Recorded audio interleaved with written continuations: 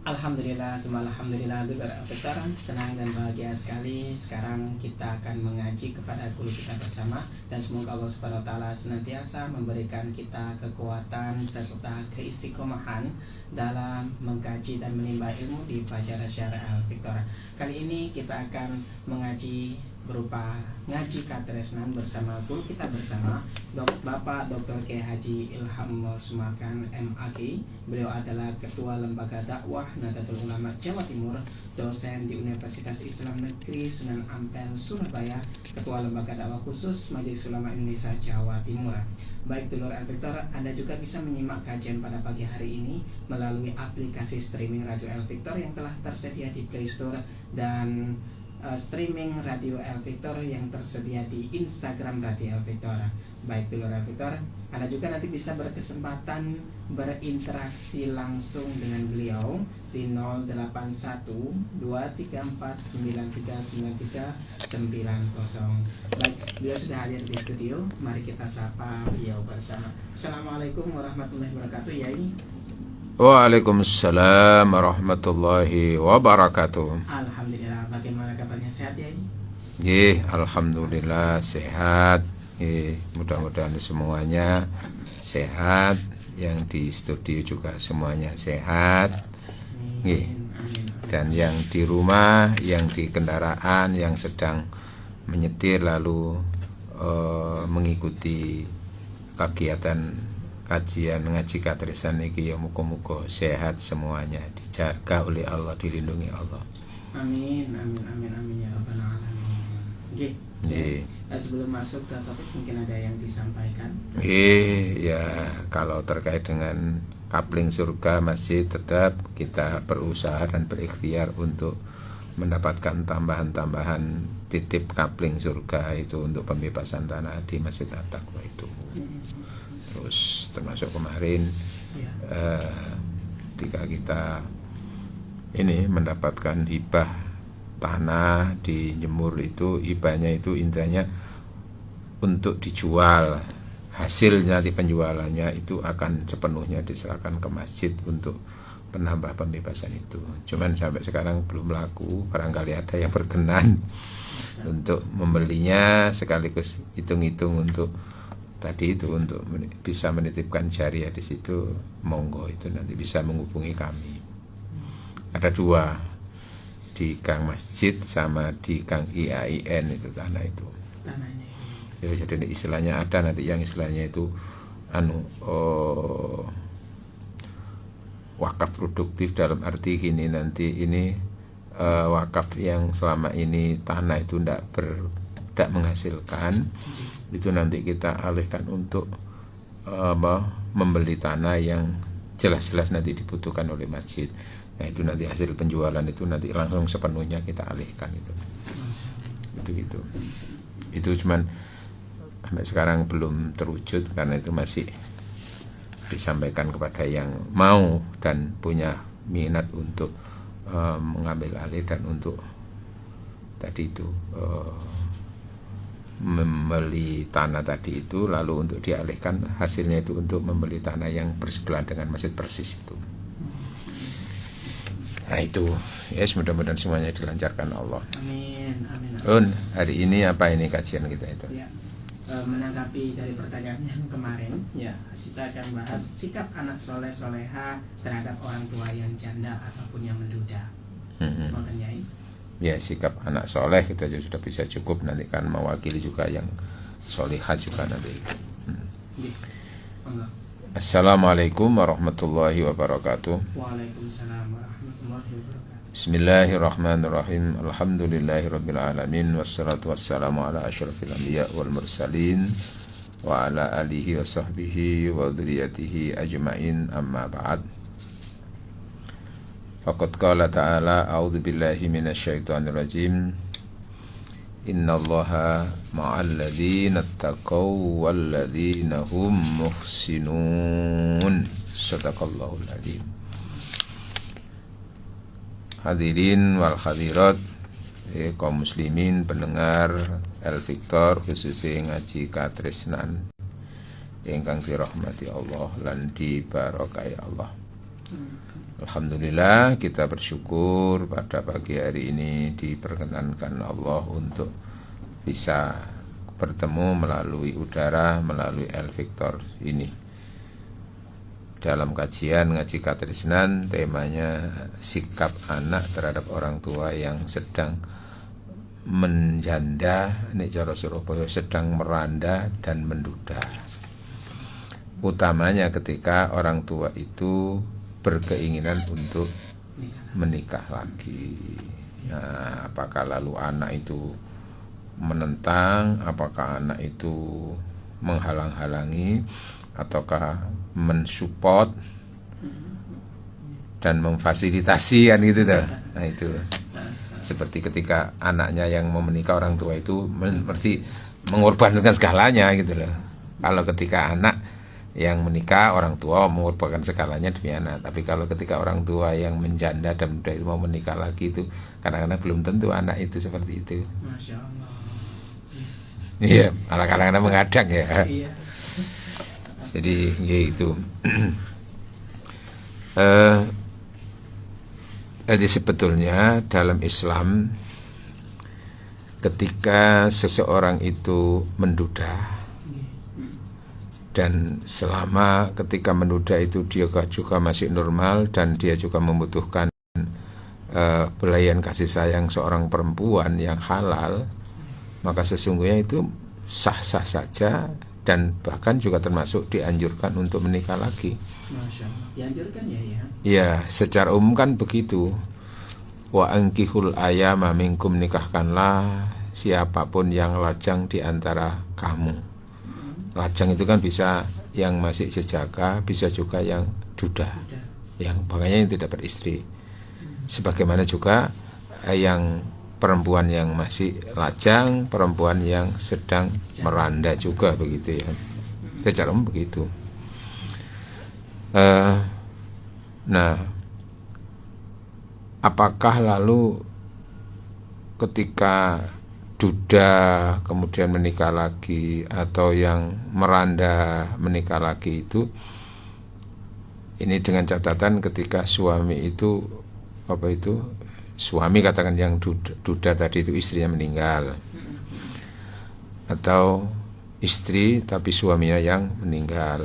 Biasanya kalau karena faktor perceraian itu biasanya nggak begitu peduli karena cerai kan.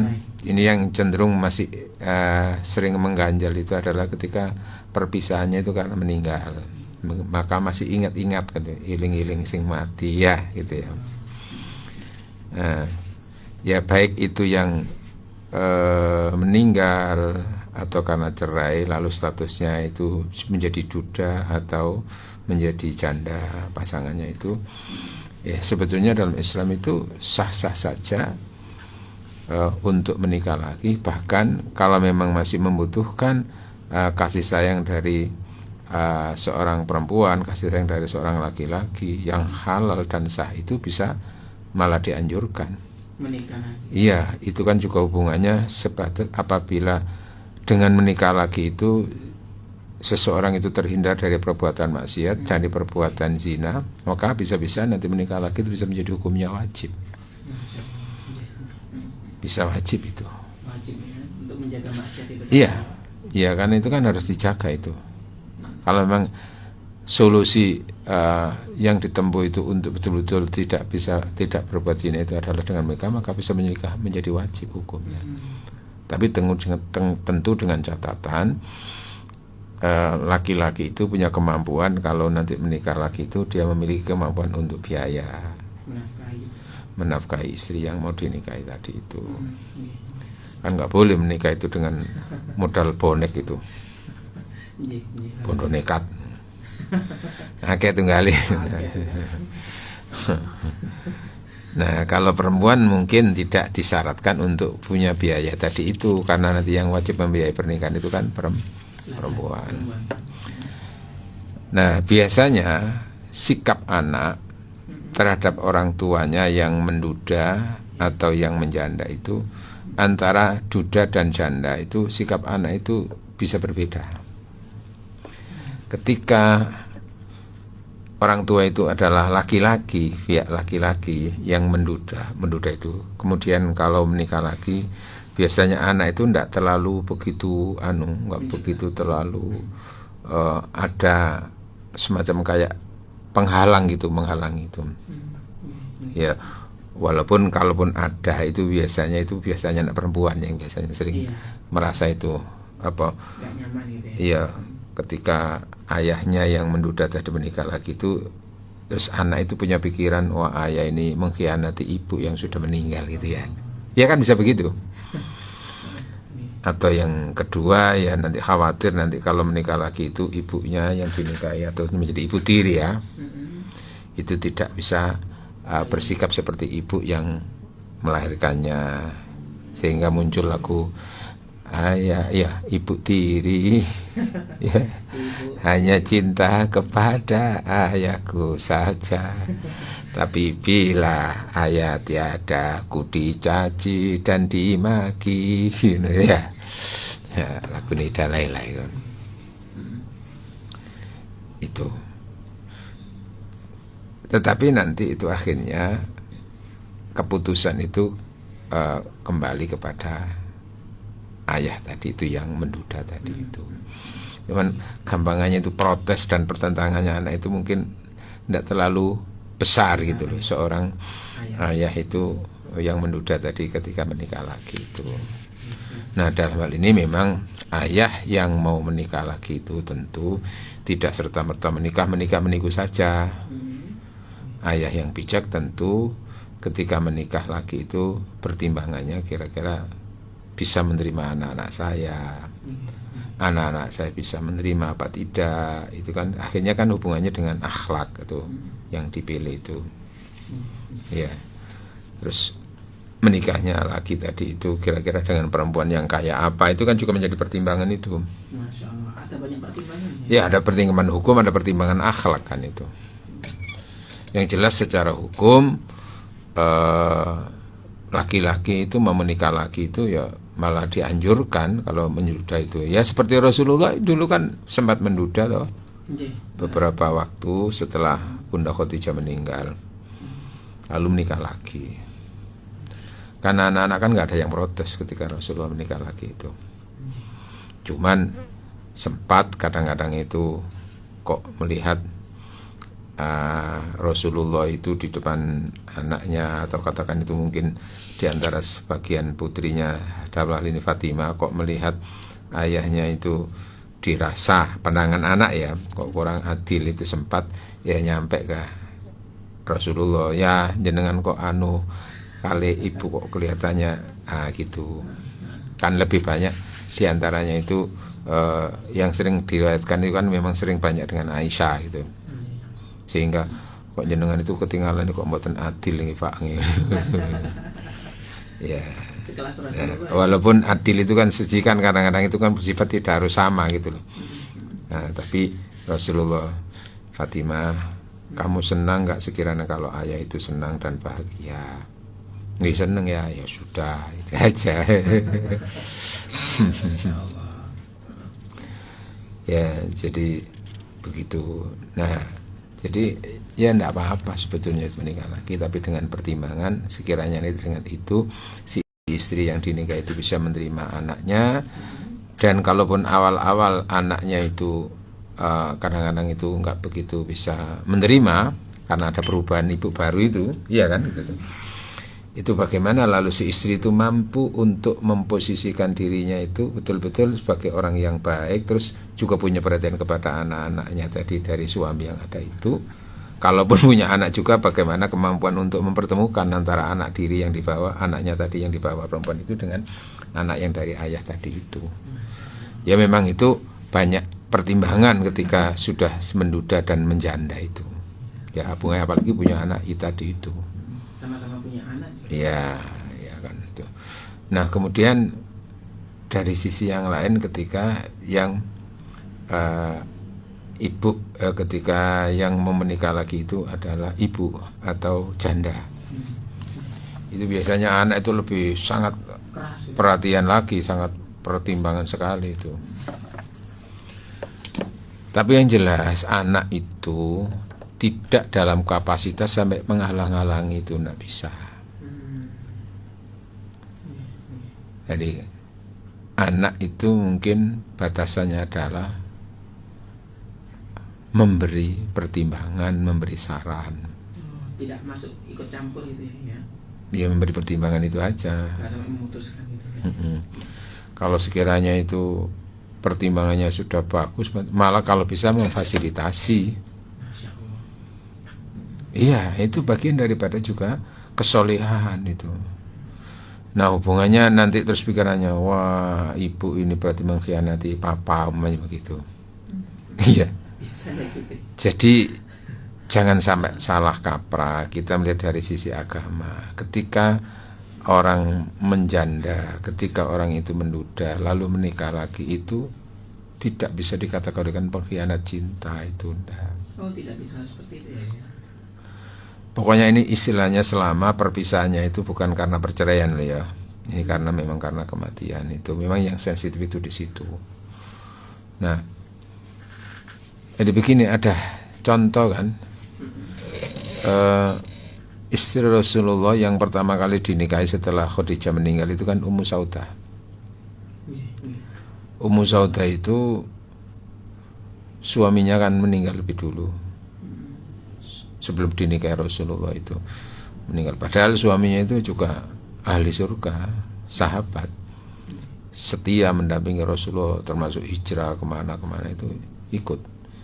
Cuman oleh Allah umur dari suami Ummu Saudah itu lebih pendek gitu, sehingga meninggal dunia. Nah, oleh Rasulullah itu Ummu Saudah tadi yang menjanda itu dinikahi.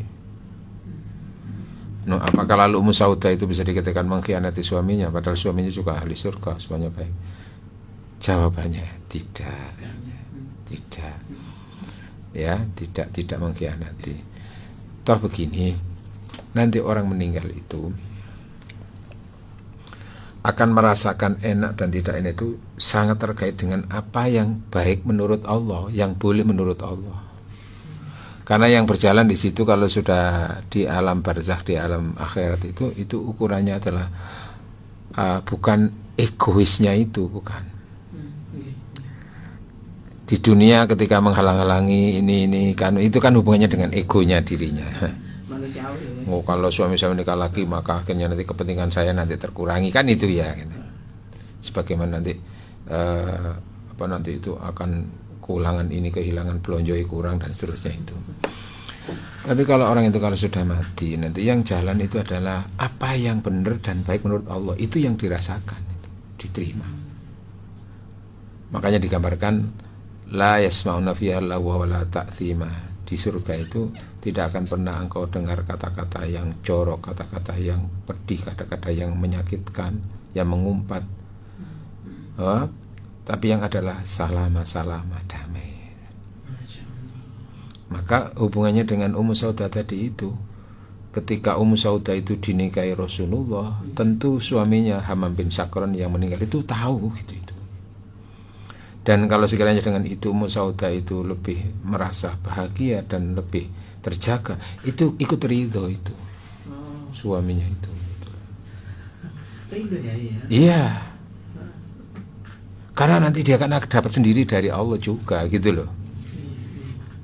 Diridhokan oleh Allah dari sisi yang lain, dibuat lega perasaannya itu, tahu gitu tuh, orang meninggal itu diberi kemampuan untuk bisa tahu apa yang dilakukan oleh keluarganya yang masih hidup itu. Masya Allah. Nah, selama dengan menikah lagi itu baik, berjalan hidup terus, anak-anak juga baik, itu ikut ridho, senang gitu ya. Sehingga ukurannya itu bukan ukuran egonya orang ketika di dunia itu gitu loh. Nah, seperti tadi itu kasusnya, ketika ibu mau menikah lagi yang terus anak itu lalu menghalangi, kan ada beberapa pertimbangan biasanya, karena pertimbangannya nanti akhirnya perhatian kepada dirinya berkurang, ini kan egonya dirinya gitu ya, itu. Terus kadang-kadang tidak peduli dengan kemungkinan kepentingan bahwa orang tuanya itu masih butuh kepentingan biologis, itu kan kadang-kadang lepas itu. Pasti itu, tak memikirkan ke sana. Ustaz Bus, kau usah lebih mana, Sebuah- Itu kan karena itu nggak mikir kira-kira apakah ibunya itu butuh nggak terhadap masalah itu gitu loh. Kadang-kadang kan gitu loh. Nah, anak yang soleh itu tentu akan memberi pertimbangan. Iya, iya. Ibu itu ya dolane ya sek enom ya sek butuh kasih sayang seorang suami, kasih seorang laki-laki. Maka saya pikir secara hukum itu mestinya anak itu tidak melarang, tetapi tetap memberi pertimbangan. Terus nek kira-kira mau menikah lagi ibu itu karo sapa. Nah, itu anak juga bisa memberi pertimbangan. Oh, nggih sepengetahuan saya orang ini baik kok Bu gini. Ya ngono gak apa-apa. Aku kenal dan orangnya selama ini yo sangat familiar gini-gini, akhlaknya baik. Kalau perlu membantu istikharah, enggak apa-apa itu. Oh, Masya Allah. Dibantu juga gitu ya? Iya bisa. Dia mengistikharahkan untuk ibunya, atau dia datang ke seorang kiai, mungkin minta dibantu diistikharahkan kiai, enggak apa-apa itu. Kalau sekiranya dengan itu lebih baik ibunya, dari sisi agama juga terjaga gitu. Nah terus kadang-kadang gue khawatir kan, loh kon ibu tinggalani kok akhirnya kan ku diambil alih oleh ayah yang baru ya. Hubungannya dengan warisan kadang-kadang begitu ya, banyak. Biasanya Itu paling ibunya itu. Nah juga begitu, apakah lalu ketika seorang janda itu menikah lagi, lalu itu bisa dikategorikan mengkhianati ayahnya yang sudah meninggal? Jawabannya tidak. Sebab nanti ketika orang itu menikah lagi, selama perpisahannya dengan yang meninggal itu perpindahan secara baik-baik dan perpisahannya bukan karena perceraian, itu masih ada kemungkinan nanti untuk jadi berkeluarga lagi. Menjadi keluarga lagi, suami yang ada yang apa itu, suami yang lebih dulu meninggal atau suami yang baru itu. Cuman begini nanti itu. Seperti Rasulullah, Ummu Saudah itu kan suaminya kan orang baik juga. Hamam bin Sakron itu ahli surga katakan begitu. Terus menikah dengan Rasulullah. Apakah nanti itu Hamam bin Sakron itu nggak cemburu sama Rasulullah? Apa nggak nyakar-nyakari Rasulullah gitu ya? Jawabannya tidak. Karena tadi itu salama, semuanya itu selama itu baik menurut Allah, itu semuanya akan menerima damai gitu loh ya. Ya nggak ada yang namanya pertarungan antara istri muda dan istri tua itu. Di akhirat nanti nggak ada. Iya nggak ada itu. Di dunia memang ada begitu itu. Kasusnya karena cemburu, karena itu ego kan gitu-gitu itu. Salama. Maka seorang laki-laki punya istri lebih dari 2, 3, 4 itu nanti nggak akan terjadi yang namanya istri 1, 2, 3 saling bertentangan, saling bertengkar, apalagi sampai guna-guna istri muda itu nggak ono itu. Salama. Semua sudah diatur oleh Allah. Nah itu. Nah terus persoalannya kalau istri bagaimana kalau punya suami lebih dari 1 semasa di dunianya, dan lebih dari 1 itu dalam waktu yang berbeda gitu loh, bukan bersamaan sekaligus.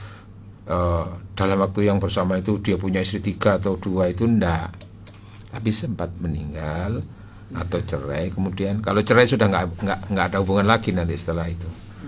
Yang meninggal, menikah, istri meninggal, istri menikah lagi, terus kadang-kadang suami yang kedua juga meninggal lebih dulu. Biasanya. Iya ada. Nah ngono terus kadang-kadang rapi mana sampai ping 3. Baru itu nanti istri ini yang lebih dulu meninggal. Nah jika ketiga-tiganya itu orangnya baik, itu nanti tetap dipertemukan Allah, tapi tidak menjadi otomatis tiga-tiganya menjadi suaminya nanti di akhirat.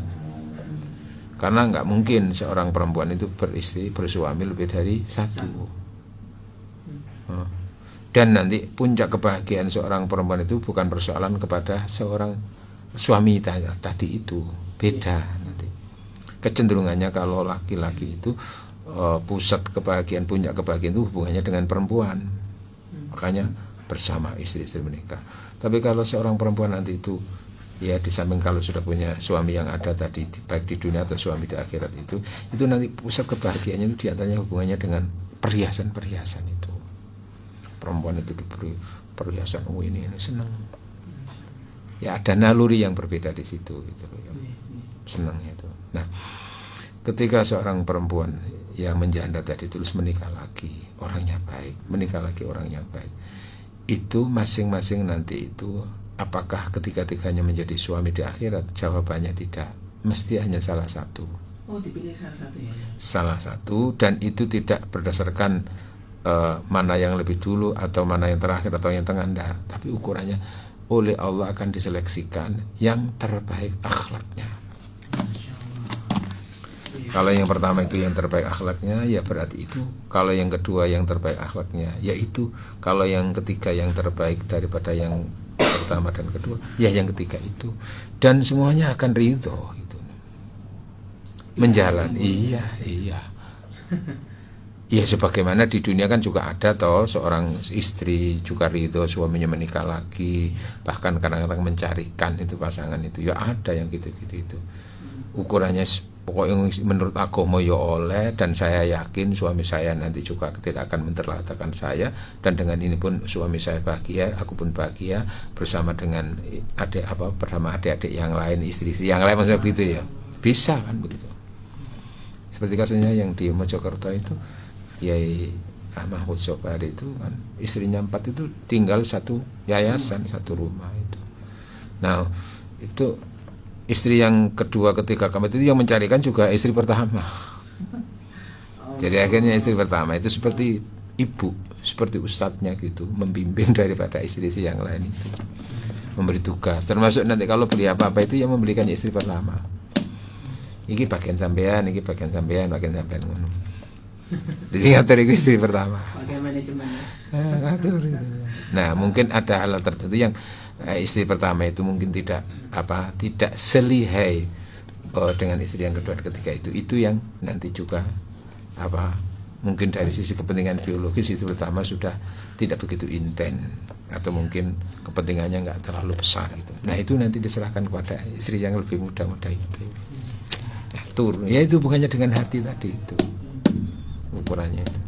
Nah, kembali kepada persoalan ketika ketika orang tua itu mau menikah lagi, baik ayah maupun ibu yang janda tadi itu, anak itu posisinya memberi pertimbangan.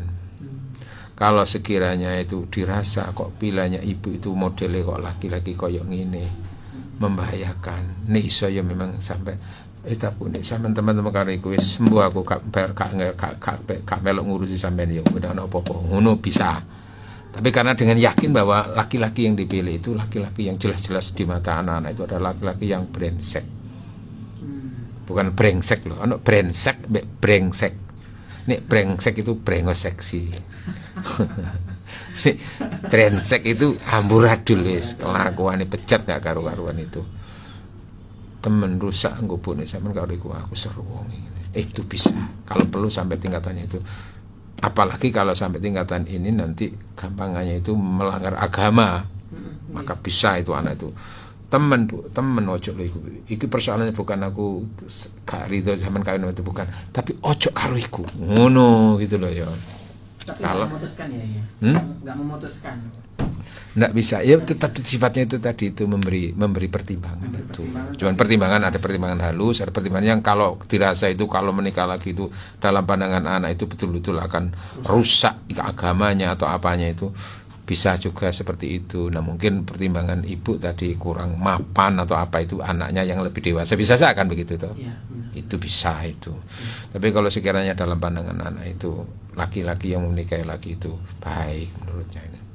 Yes, malah mensupport nih, so memfasilitasi. Yes, apa-apa nggak usah menikah. Nih perlu tak sewakno gedung kayak resepsi gitu. Oh, gak apa-apa ya. Itu bagian daripada juga anak soleh itu seperti itu. Nah, termasuk kalau bisa ya akhirnya memberi pertimbangannya itu bukan semata-mata pertimbangan lahiriah, tapi ini itu ya hubungannya pertimbangan batiniah tadi itu. Dengan istiqoroh itu. Ya, menstiqorohkan. Tak istiqoroh ya, ibu kalau iki ampe tegak ngono. Kalaupun enggak punya kemampuan dia datang mungkin seorang kiai, "Yi ngapunten kula nyuwun dibantu istikharah kan ibu kula umpama kali bapak niki kira-kira ya apa." Engko istikharahnya itu nanti akan ilmunya Allah diturunkan melalui kiai itu. Hasilnya begini. Oh nggih ketinggalan niki mangkene nikah kali niki sae monggo. Ketinggalan niki kok ketinggalan mboten sae nek saged mboten direrahaken nggih. Ngono memberi saran. Itu jadi Intinya bagaimana anak soleh itu bisa bersikap yang benar terhadap kemungkinan orang tua mau menikah lagi itu tadi itu. Oke, gitu ya. Baik, terima kasih. Yang jelas menikah lagi itu tidak mengkhianati yang telah meninggal, gitulah. Sudah pasti ridho itu ya. Kalau memang baik. Baik, Dulur Al-Fikar, itulah penjelasan beliau dari tema kali ini. Anda juga nanti bisa bertanya langsung di 081234939390. Namun setelah jeda berikut ini.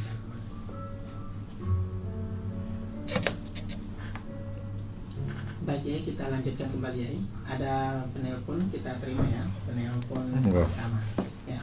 Assalamualaikum warahmatullahi wabarakatuh. Ibu Sinten, Ibu dari mana? Bu Uwin, Mas. Oh, nggih. Mojo. Nggih, monggo Bu Uwin. Assalamualaikum Nyai. Waalaikumsalam warahmatullahi wabarakatuh. Ini kisah saya sendiri. Nggih, nggih. Saya dulu janda, suami saya dulu duda.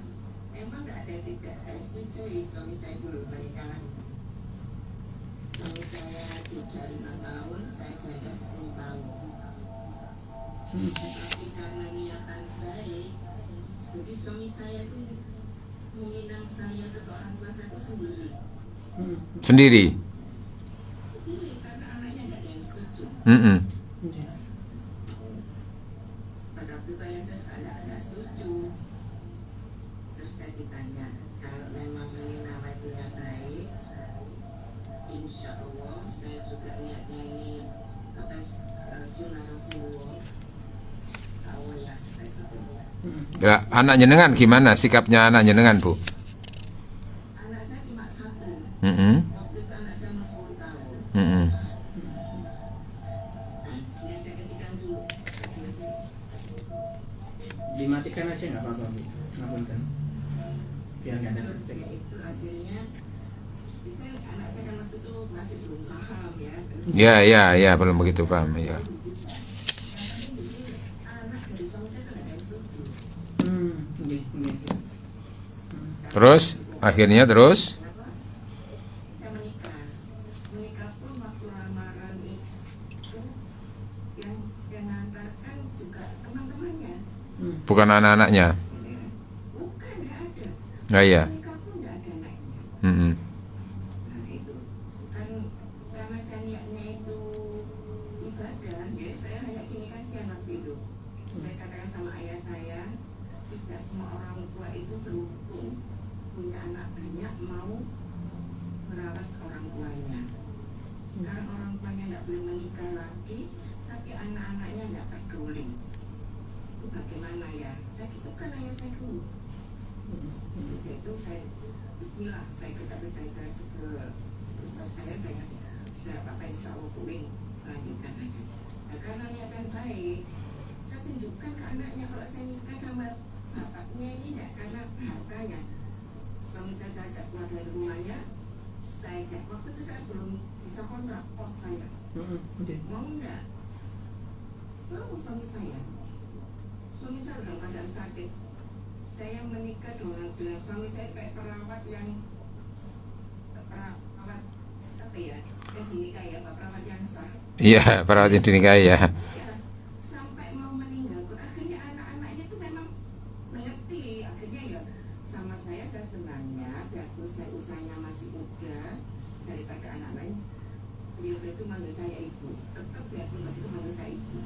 Itu yang buat saya senangnya. Mm-mm. Terus akhirnya sampai mau meninggal, suami saya keluar masuk rumah sakit, saya sendiri yang ngurusin. Tapi anak yang laki datang, dia terima kasih ternyata ibu benar-benar merawat bapak saya. Ya kan? Itu, ya di sini saya hanya menginspirasikan ke yang lainnya. Tidak semua orang tua itu menikah lagi hanya karena nafsu. Masya Allah. Dan janganlah kamu berprasangka buruk. Kalau orang mau menikah lagi dengan orang yang muda itu hanya harta ya, Dik. Sampai sekarang pun loh, saya enggak menghiraukan rupanya suami saya itu ditempati oleh anak laki-lakinya sampai sekarang. Mm-mm. Ya alhamdulillah cuma saya ditinggalin pensiun. Nggih. Lalu saya pikir Pensiun dari suami tadi nggih. suami saya ini Suami yang kedua tadi itu yang jeneng rawat itu tadi ya. Iya, iya. suami saya yang terakhir ini sudah meninggal almarhum sudah Mm-mm. Terpautnya berapa umurnya Bu antara suami yang 25 tahun. Masya oh gitu ya. Jenengan waktu itu menjanda umur berapa? Saya waktu itu umur berapa nih? Pokoknya suami saya sekarang tuh 8 tahun sudah meninggal. Mm-mm. Suami saya dengan bapak saya lebih tua suami saya ya. Oh gitu ya. Makanya bapak saya kan juga apa ini takut ya, takut kalau bapak nanti dengan anak-anaknya. Oh saya itu tidak. Iya, berarti jenengan banyak fokus di situ di pengabdiannya nanti itu.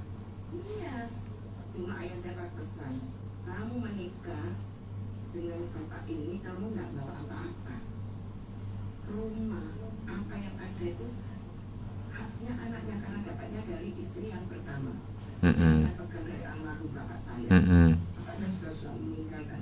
Itu yang saya pegang. Jadi sampai sekarang pun jadi waktu itu pun sertifikat rumahnya saya serahkan ke anaknya yang nomor 1. Mm-mm. Dan sekarang dipegang anaknya. Jadi gini ya, ini yang maksud saya, tolong bagi anak-anak janganlah selalu menghalangi kalau orang tua kita ada niat baik. Nggih. Ya coba carikan istri atau suami pada orang tuanya. Mm-mm. Lihatlah gitu. Tidak semua orang itu jelek. Iya, iya makanya tadi saya kasih pertimbangan itu tadi. Sehingga itu ya. Salah satu kesolehan anak itu diantaranya itu. Kalaupun sekiranya dalam pandangan anak itu yang mau menikahinya itu orangnya tidak baik, itu memberi pertimbangan sifatnya, tidak melarang. Iya, saya terima kasih pada waktu itu anak yang laki-lakinya yang waktu itu suami saya sudah kesakitan dia masuk rumahnya itu hanya dipersulit. Mm-mm. Anak dia saya bisa ngontrakkan. Terus akhirnya tetap saya tak berkontrakan, nggak bisa pulang ke rumah saya. Rumah. Akhirnya itu begitu ayahnya sudah dia terima kasih sama saya. Mm-mm. Terima kasih sudah merawat ayah saya dengan baik dan benar-benar merawat. Itu aja saya itu terima kasihnya di situ. Iya. Terus Sama Allah. terus anak jenengan yang kecil tadi itu yang masih umur 10 tahun tadi itu sekarang sudah besar berarti ya Bu ya.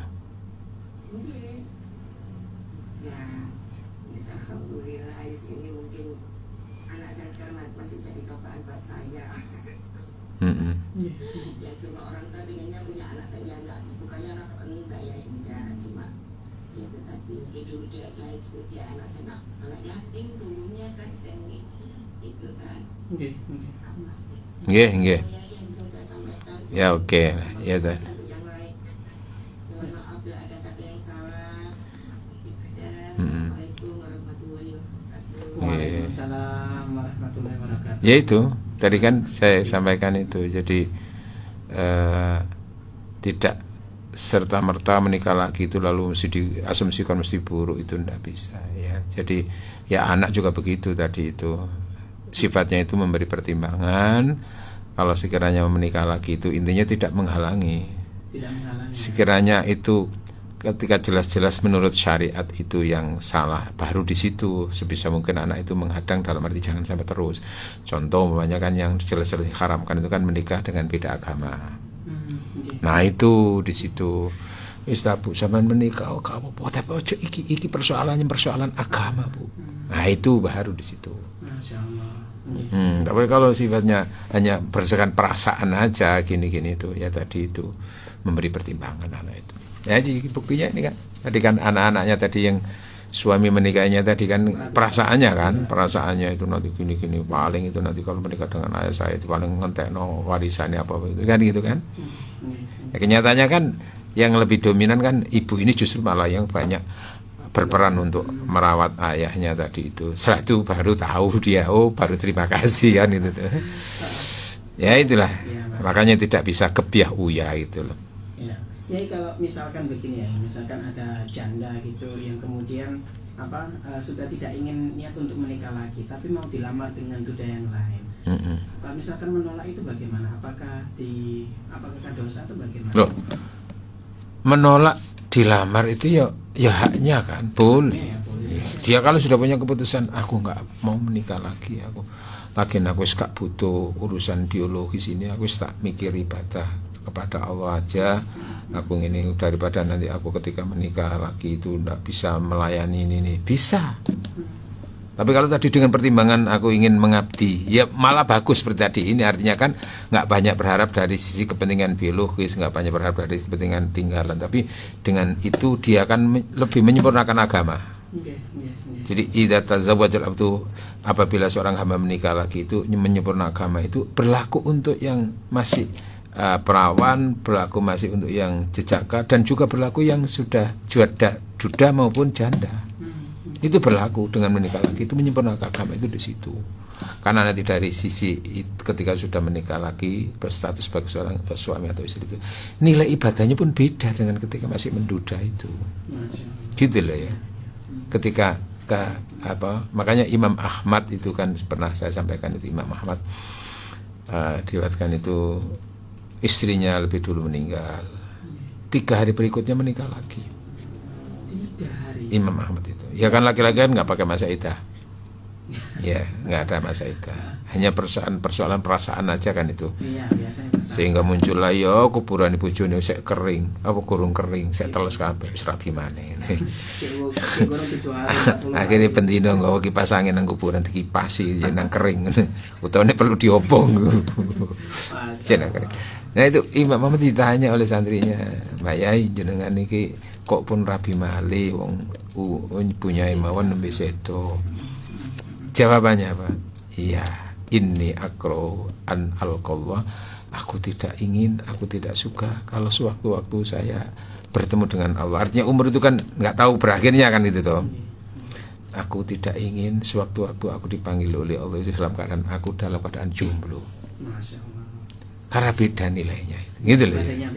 Beda nilainya ketika orang itu berstatus sebagai suami dengan berstatus dia sebagai duda atau berstatus sebagai seorang istri dibanding dengan ketika ia lajang atau ketika ia menjanda.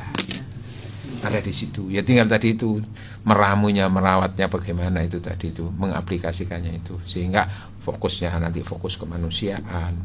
Nah kalau sekiranya itu masih hubungannya dengan kebutuhan biologis, ya maka itu bisa wajib, bisa menjadi sunnah, tergantung tingkat kebutuhannya, tergantung apakah mampu ia menjaga diri dari perbuatan maksiat itu, gitu loh. Karena ada yang kadang-kadang itu terus saya janda Ustaz, tapi saya sudah punya komitmen tidak menikah lagi. Cuman saya ini masih normal Ustaz, kadang-kadang yang butuh belayan kasih sayang seorang laki-laki. Akhirnya saya mencoba untuk mencari kepuasan itu dengan cara saya bermain sendiri. Loh, ini kan malah iya kan? Nah, ya kan malah maksiat begitu itu. Ya memang tidak sampai tingkatan zina dengan laki-laki yang bukan suaminya itu. Ya, tapi ini kan juga bagian dari kemaksiatan. Loh, maka kalau bisa ya yang baik itu menikah, tapi tentu menikah bukan asal menikah, tapi yuk pertimbangan laki-laki itu yang baik gitu loh ya. Itu intinya. Terasa menyakitkan hidup tanpa seorang kekasih. Cukup sekian, terima kasih. Tanpa kekasih hidup terasa hampa. Terima kasih, sampai jumpa pada waktu dan gelombang yang sama. Mudah-mudahan pertemuan ini membawa manfaat bagi kita semuanya. Ihdinas siratal mustaqim, wallahu muwaffiq ila aqwamit thoriq. Wassalamualaikum warahmatullahi wabarakatuh. Waalaikumsalam warahmatullahi wabarakatuh.